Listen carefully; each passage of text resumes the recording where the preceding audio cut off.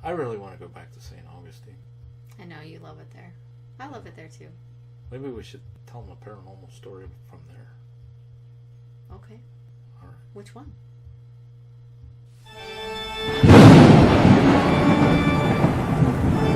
Welcome to another episode of Our Haunted Travels with your hosts, Sean and Marianne Dawn.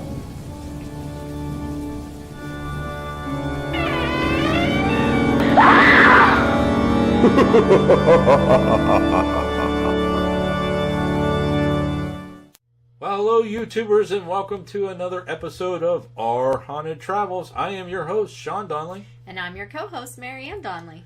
Today we are talking about one of the very first locations after we got into the paranormal that we visited.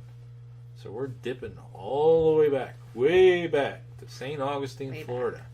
And where would you start in St. Augustine? One of two different locations in St. Augustine that sticks out. It's either the lighthouse or the gates. Well, I guess that's wrong. There's three.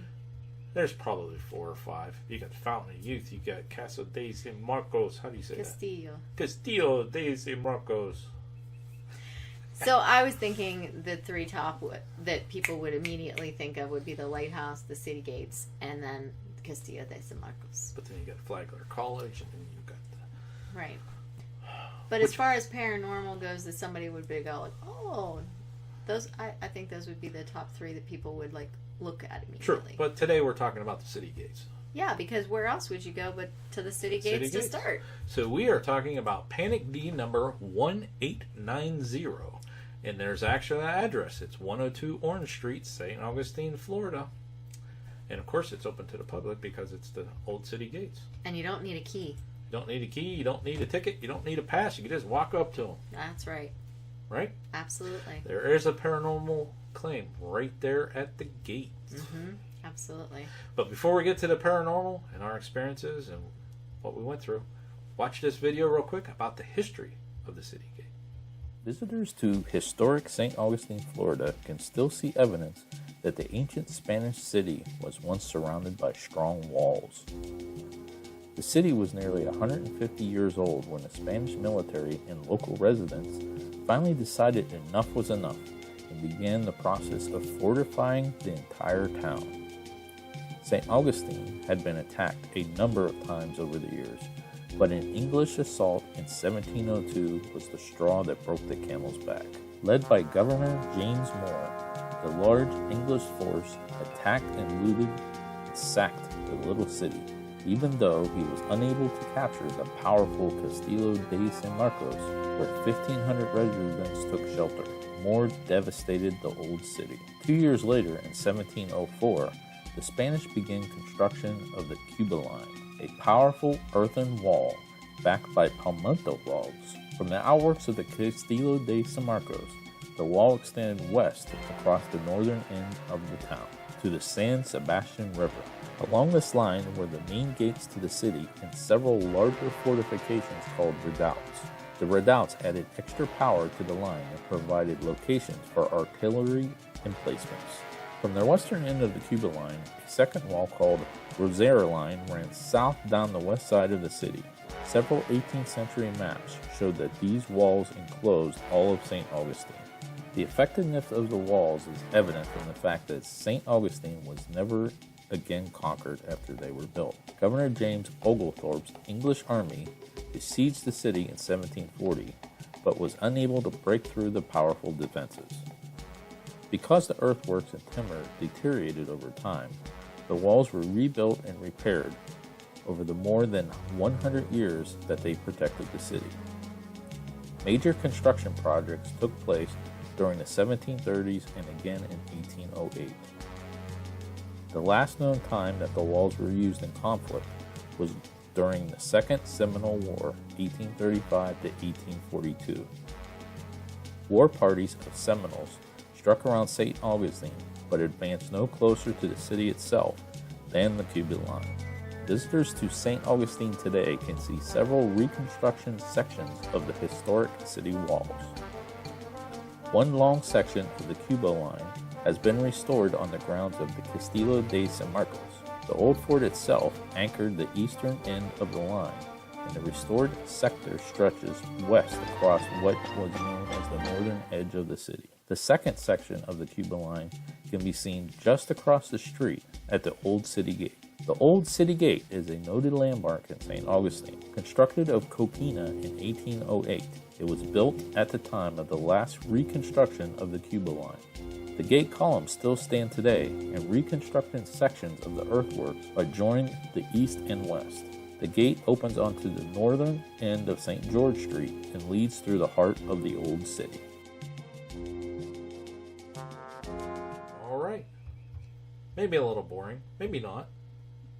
I never find the history boring. I think it's cool. You know, I normally do this at the end, but if you've been to St. Augustine, lived in St. Augustine, experienced paranormal St. Augustine, whatever, leave us a comment.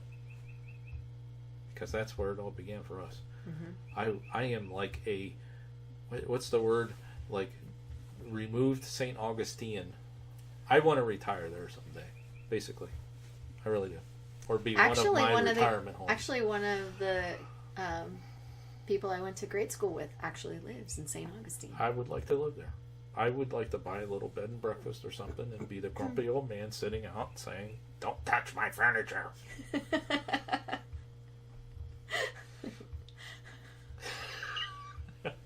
What do you want? I don't want a paper today. Leave me alone. Anyways, the city gates. Okay, the paranormal city gates. Little Elizabeth. Yeah, and we tried really hard to get her to come out and play with us. We did, and we did get got some orbs and things, yeah. And they began to pick up the more we talked to little Elizabeth. Mm-hmm. And, okay, so the story about little Elizabeth and the gates also ties into Huguenot Cemetery, which we haven't done that video yet. But because it's right next to the gates where we're talking near about. There. Right across from them. When yellow fever hit St. Augustine, there was a big scare, especially when people were just dying left and right, that if anybody in your family was diagnosed with yellow fever, your entire family was ejected from the town. They made you go because basically it was that bad as far as being contagious that they figured if one person in the household had it, everyone's eventually going to get it. So the story goes that little Elizabeth got yellow fever, and her parents, when she died, they left her at the city gate. And I don't know. I mean, how did you not know what family that little girl belongs to? Oh, it looks like Jim's little girl, you know. But that's the story, the legend, the folklore, whatever. And then a lot of those people were buried in the Huguenot Cemetery in a mass grave. And, you know, so that's why there's that potential for haunting there. So we heard that on our ghost walk, right, that story, and we actually went down to the gates. It was later at night, and this is really, we just got started, man, in the paranormal stuff. It was like, well, you said this is really like, that was like our third ghost thing. We went on one locally, but it was more historical and that kind of stuff. And then, you know, we did the lighthouse the day before. Yeah, so if you buy our book, you can hear that story. No. Anyways. But don't you mean read that story? Read our story. Thank you for the correction. Appreciate it. But anytime, dear. So then after we did the lighthouse, you booked this ghost tour. Because it was the second time we'd been to St. Augustine. We wanted to see it from a different angle, different perspective. We're like, what's all this thing about these ghost tours? Well, let's do that. Why not? And we got to walk around at night. And, yeah, and this is that same night that we got our first EVP at Talamana Cemetery and Aviala Street and all that stuff like that. I'm never right. So why don't you talk? No. Jeez. But anyways, the city gates, that was one of the stops on the ghost tour, and we did our little test there, and we got some orbs. And if you go to Panic D, you can actually see those pictures. I'm not going to put them in this video. It's too much work. But oh my gosh, you're horrible today. I know. But it's never too much work for your fans. Yeah, I guess I'll put them right here. So here's the orb pictures. So as you can see, we were doing like some sort of session, talking to Elizabeth, saying, you know, and I actually think we did that on the ghost walk, didn't we? Where then there was like a bunch of people around there going, okay, Elizabeth, can you get in the picture and that kind of stuff or whatever. And we said, okay, well, afterwards we'll go back and see if we could do it and whatever. And then the more that we talked to Elizabeth, the more orbs were showing up. And actually, this is quite interesting. And I just thought of this just now. We were actually addressing her by name, Elizabeth, or is there a little girl or something like that. And later on, we got those orbs following us down, what's the street? Avila Street. Avila Street. The orbs were following us because we walked on the other side of town, basically from our bed and breakfast. And we caught those orbs following us. So maybe that was Elizabeth following us back to the bed and breakfast. Maybe, or it could have been just, you know, all the dead people's limbs that were all Could have over just been all Avila the Street. dead You know, people could be from that St. too. Augustine. Could be that, you know. Yeah. Don't know. So why would the gate be haunted? Well, you have the story of Elizabeth, but this was actually a gate to protect the town. And we'll talk about that in the history video, but that town was taken over so many different times. It's the oldest city in the United States. From Spanish, the English, and you know, French, and all those different ones. And so every time they would come in, they would raid the town and burn the town and all this other stuff. So somebody got bright and said, "Hey, we got this fort here. It's protecting everybody. Maybe we should build this wall to protect the town, because the time we come out, everything's burnt down." So a lot of battles and stuff, and probably a lot of deaths happened along that gate. A lot of war and stuff. So no wonder it's got some potential of haunting. Plus, it's made of coquina. Yes. Did I say that right? You did, and I love coquina. Coquina. A lot of the town is made of coquina. Casa de Castillo de San Marcos is made of that as well. Mm-hmm. Which one of the main ingredients is limestone. And what do we know about limestone? It can hold energy. So imagine having a big wall around your city. No wonder there's activity in St. Augustine. All over. Right? Well, hey everybody. We have an update to this video. We just found something out right before we were getting ready to publish this. We actually heard from another channel, F S Paranormal, who actually did an SB7 session right there at those city gates where we have those, where we took those orb pictures. So I'm going to play this for you now, and I'm also going to put a link to his channel down into the description, so you can check out his channel as well. But we want to thank him for this and sending us this video, and it really brings the story of Elizabeth home. Wait till you hear what he picked up on the SB7. Is there a little girl here?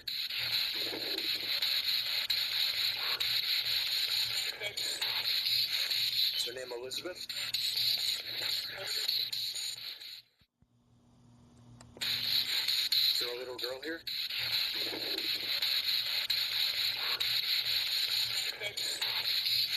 Is her name Elizabeth?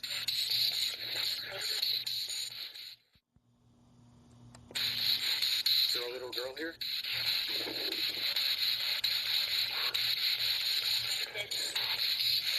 Is her name Elizabeth? Again, we want to thank Andrew over at FS Paranormal for sending us that video. That is awesome evidence. Thank you very much. The link to his channel is down in the description. Make sure you pop over there and see some of the other investigations and evidence that he's posting over on his channel as well. So, back to the regular video.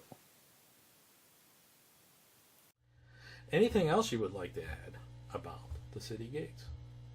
I just really like them, and you can like see the edges taper off to where parts of the wall used to be that aren't there anymore. You see Yeah. a taper away, and I just liked standing in between the gate pillars. I don't know exactly why, but I really liked standing. Maybe in you're drawn between to them. Elizabeth being there. I don't know. I don't know. St. Augustine definitely did affect me more than other places. So. So what do you think about retiring to St. Augustine? Maybe it's just Or being one of our stops? Because I think yeah, in the it's summertime, just the bugs. the older we get in the summer, I think I want to come north. Yeah, it's just the We bugs. always have a tendency to go south to these places in July. And I tell you what, folks, It gets hot. it gets really hot. And I sweat big time. Yeah, I love Florida and I love St. Augustine. I'm just not into the whole bugs thing. I like my Ohio weather that kills everything. But you're a biology teacher. I You're know. not into bugs? No, I'm not into bugs, especially like the big giant bugs that come in your house, like this big in Florida. You know, just kind of chilling. No, just like pull back the sheets of my bed and like find some giant. No, I know, fumigate it like every month or whatever. They have a plan down there. They have to get it done every so often. Yeah. No. That's the one piece of the puzzle that I don't like. I don't know. Anyways, if you've been to St. Augustine or have had paranormal experiences at St. Augustine, seen the city gates, anything like that, please leave it in the comment section. And if you like this video, give us a thumbs up. And if you haven't subscribed yet, now's the time, because the button is right over there. Go ahead, click it. Go ahead, do it. Click it. Go ahead. He dares you. I dare you to click it. I triple dog dare you. All right. Anyways, till next time, Thanks for watching. and happy hunting. If you like this video and like to see more in the future, please be sure to hit the subscribe button and give us a like below. Also, if you have any comments or suggestions for future videos, please leave them in the comment section. Thanks for watching this episode of Our Haunted Travels.